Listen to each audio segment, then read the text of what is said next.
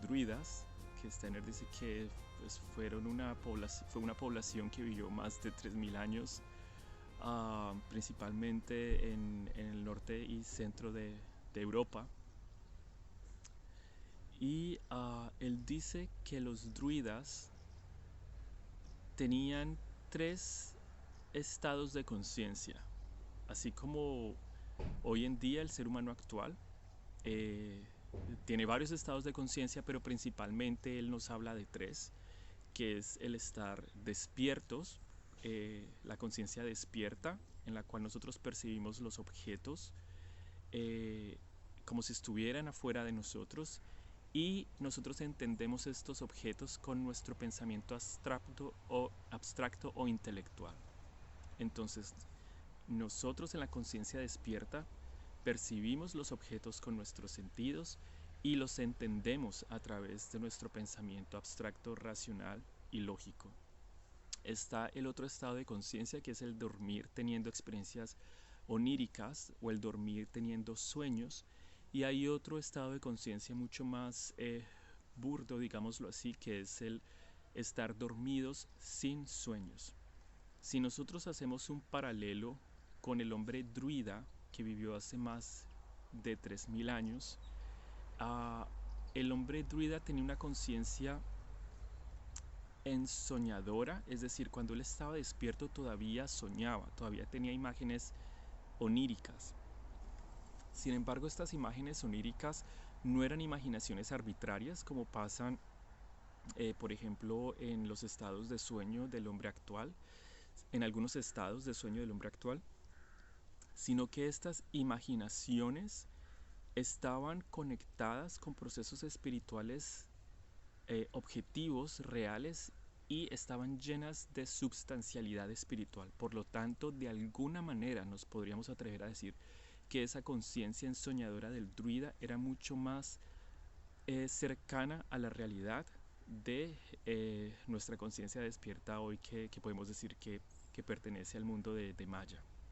de la ilusión. Había otro estado de conciencia que tenía el druida, que era cuando dormía, y se dice que cuando él despertaba tenía un cierto como sabor o una especie de efecto posterior de haber estado en este estado de dormir, donde él era alimentado por el cosmos. Entonces cuando él se despertaba, él inclusive todavía podía sentir este efecto que tenía el sueño en su organismo. Y había otro estado de conciencia que no tiene una comparación eh, con el estado de conciencia del hombre actual, que era algo así como sentirse rodeado por la tierra, sentirse abrazado por la tierra.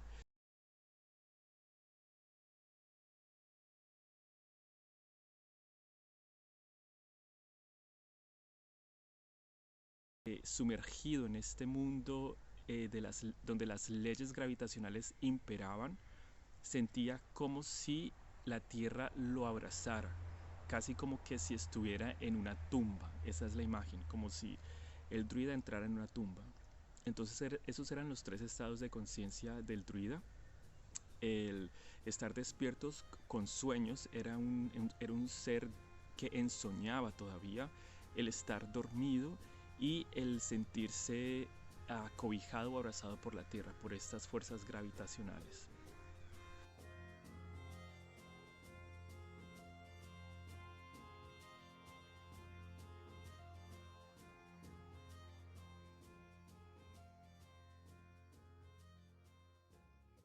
Entonces, Stanner habla de una experiencia que él tuvo cuando visitó Penman en Gales, y él dice que esta región es bastante especial, precisamente no solamente por los aspectos geográficos, donde tú encuentras que el mar se encuentra con la tierra, encuentras la montaña, encuentras que las mareas suben y bajan durante el día, encuentras que hay lluvia y sol casi que cada hora, encuentras este viento eh, que aparece a cada momento, y es como que todos estos elementos de la naturaleza están vivos en esta región de Gales, sino que también desde el nivel interior digámoslo así, una geografía interna. Es un espacio bastante especial. Entonces él dice que, por ejemplo, si uno camina y va hacia las montañas, puede después encontrar que cuando está en las montañas se puede ver tanto la tierra como el mar, y que las montañas mismas tienen como una especie de hendidura. Entonces uno está en esta región como rodeado por las colinas, y es allí donde los druidas decidieron edificar estas construcciones arquitectónicas, ya sean los menires. Entonces él dice que hay dos círculos de menires. Los menires son estas piedras verticales. Uh, y él dice que inclusive hoy, aunque son ruinas, bueno, en ese tiempo, en el año donde dio las conferencias, se podía ver que todavía habían señales de que habían 12 menires puestos en círculos. Y también él dice que hay unas construcciones bastante especiales que los druidas también hacían, que eran los dólmenes, que son unas losas de piedra donde se pone una piedra en el, en el techo, digámoslo así. Eso después era cubierto con tierra, entonces era una especie de cabina o de cámara completamente aislada de la luz solar. Era un espacio de completa oscuridad. Entonces, Steiner dice que los druidas, o en esta parte de Gales, a nivel de la geografía interna, él dice que producir imaginaciones o si de imprimir imágenes en el mundo astral es bastante difícil.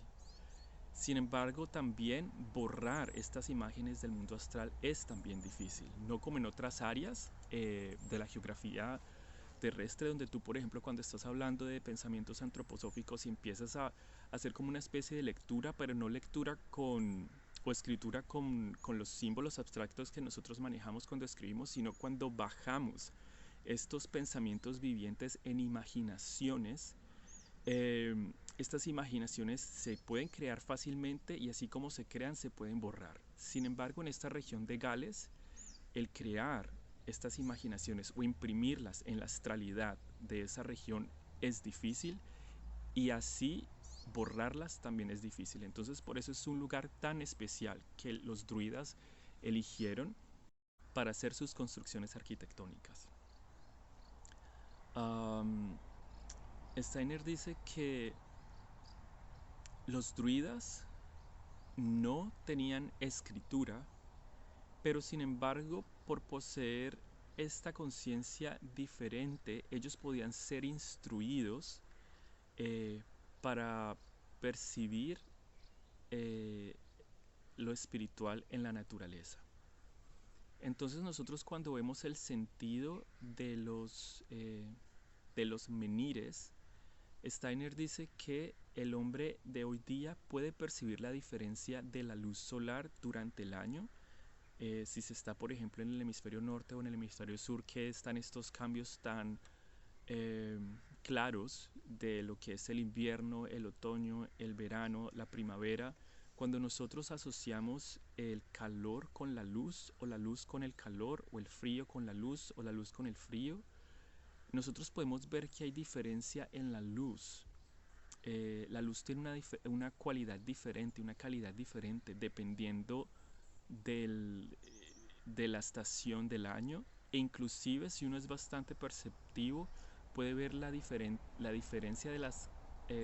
cualidades de la luz durante el día, durante las horas del día. Pero para el druida, esta, estas diferencias de la cualidad de la luz no eran tan importantes como lo era el percibir las diferencias de la cualidad de las sombras. Entonces por eso ellos construían estos menires, estas piedras verticales que proyectaban sombras. Entonces el druida era entrenado para poder percibir las diferentes cualidades de las sombras que proyectaban estos menires durante las estaciones del año y durante las horas del día. Entonces él dice que, por ejemplo, en agosto se podía percibir una tonalidad rojiza en esta sombra, y en diciembre, en noviembre se podía percibir una tonalidad azulada en estas sombras que se proyectaban. También, como el druida era instruido a percibir lo espiritual que hay en la luz solar, se dice que, por ejemplo, en el caso del dolmen, que es esta cámara completamente recubierta por tierra, donde no entra la luz solar, lo que hace es simplemente que la luz física solar que rebota en los objetos no entre en esta cámara. Es como una especie de espacio que ha sido extraído para que la luz solar no entre allí, pero eso no quiere decir que la cualidad espiritual de la luz no permee este lugar. Entonces, el druida, a través de la cualidad de la sombra, percibía lo espiritual que trae la luz solar. Entonces, eran en estas cámaras oscuras donde la luz física solar no entraba, que se podía percibir la cualidad espiritual del sol. Entonces, a través de estas iniciaciones solares, el druida construía, elaboraba su ciencia solar, su conocimiento solar, y qué era lo que le transmitía el sol en esta sustancia espiritual que el druida percibía o seguía el curso del sol a través de estas sombras y de estas dólmenes en oscuridad. Recibía la información de qué plantas tenían que ser sembradas en diferentes épocas del año, cuándo tenían que ser las cosechas, e inclusive cuando los animales, por ejemplo, cuando el toro tenía que ser llevado a las vacas para que engendraran las nuevas generaciones de animales. Entonces recuerden que los druidas no escribían ni leían, por lo tanto no tenían estos calendarios que son impresos, donde ya se le dice al granjero qué es lo que tiene que hacer en determinada época del año. Los druidas no leían ni escribían, pero tenían estos monumentos megalíticos donde podían leer el cosmos, donde podían seguir el curso del sol en las esferas celestes, donde recibía esta información solar a través de las sombras que se proyectaban tanto en los menires como en los dólmenes. Eh, y esta era la ciencia solar de los druidas. Y poco a poco, cuando los druidas empezaban a entrar muchísimo más en estos entrenamientos, en estas percepciones solares, empezaron a comprender que la fuerza solar es la que hace que las plantas emerjan de la tierra de manera vertical, y que si en un momento, en un momento dado o de una manera hipotética,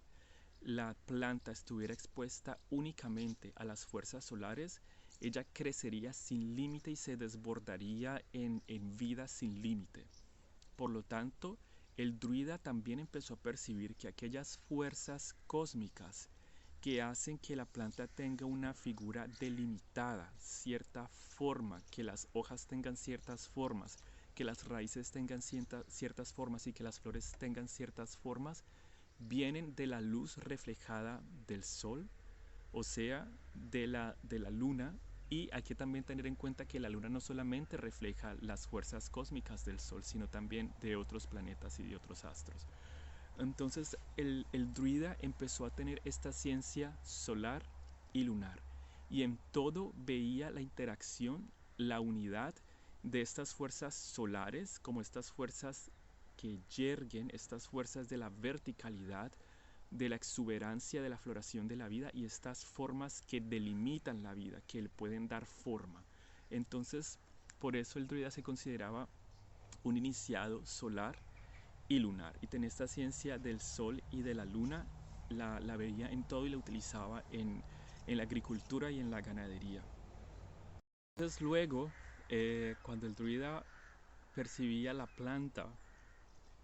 percibía esta raíz, estas hojas y estas flores, no se relacionaba con la naturaleza de la planta de la manera en que nosotros hoy día lo hacemos, percibiendo leyes naturales o entendiendo las leyes naturales con nuestro intelecto o con nuestros pensamientos abstractos. Para el druida, Los pensamientos abstractos simplemente no eran experimentados. Él vivía en esta imaginación viviente y rica, y por eso cuando él entraba a relacionarse con la naturaleza de la planta, él, en lugar de ver leyes naturales, percibía seres elementales. Entonces podía ver, por ejemplo, ciertos seres elementales pequeños delimitados en los espacios de la raíz, que estaba completamente en el interior de la planta.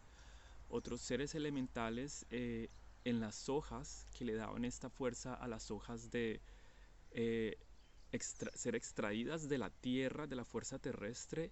y dirigirse hacia lo aéreo. Y también en esta parte de la flor, estos seres elementales que hacían que la flor se dirigiera a la luz solar. Y él sentía que estos seres elementales que estaban en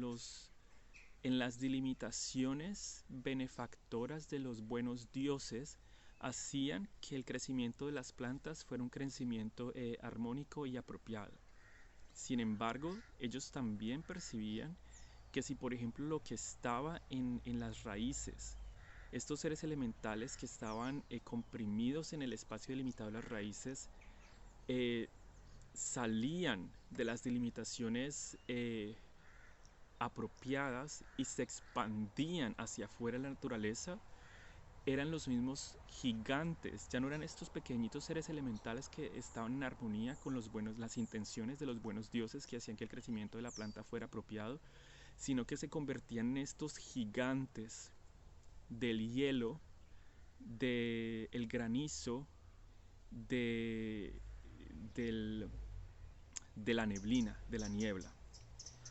También estos seres elementales que estaban en las hojas,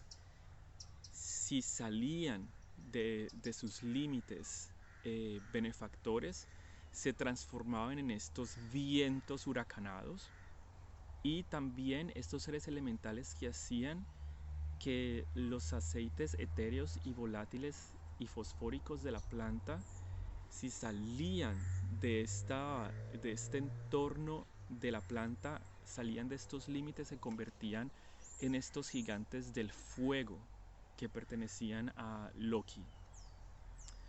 Entonces así podían ver cómo las heladas, las tormentas, los vientos enfurecidos eran estos seres elementales que hacían parte de las fuerzas opositoras, que habían salido de sus límites adecuados.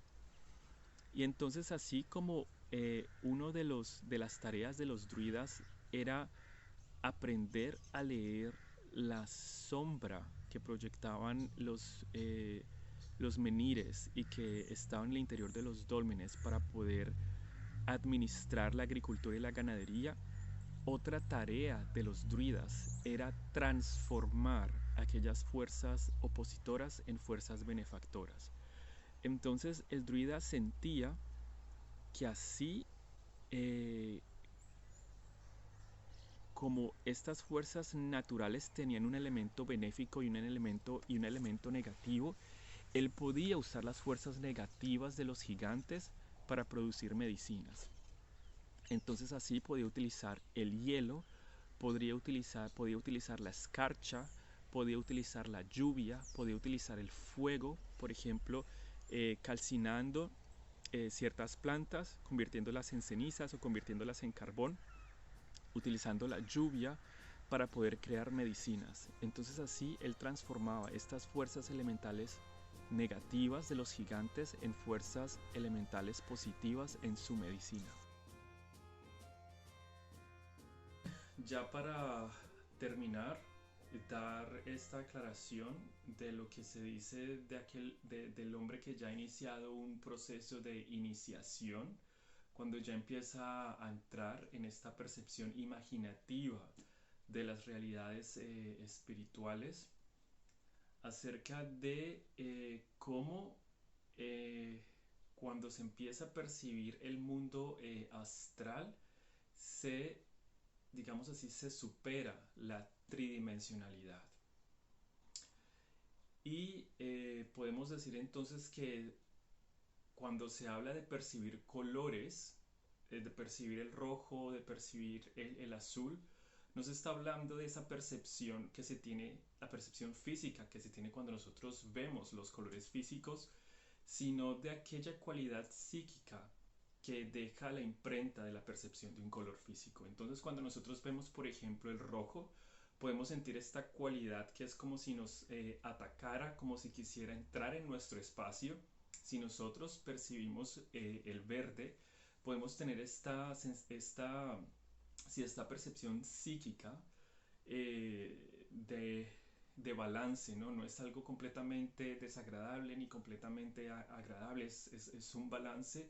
Y cuando nosotros vemos con nuestros ojos físicos el color azul, tenemos esta imprenta psíquica, esta percepción psíquica de devoción y de humildad. Entonces son estas percepciones psíquicas a las que se refiere el clarividente cuando dice que está percibiendo un color.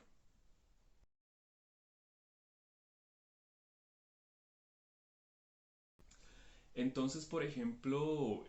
imaginarse una copia sensorial de un color sería como tener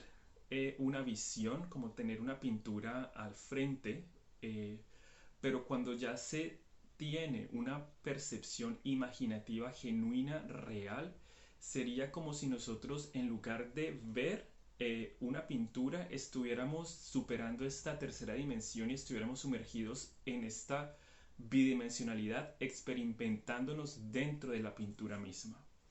Entonces, de esta manera, cuando el clarividente se refiere a que percibe cualidades áuricas, rojo o azul, se está refiriendo a estas impresiones psíquicas interiores, para tener esto en cuenta.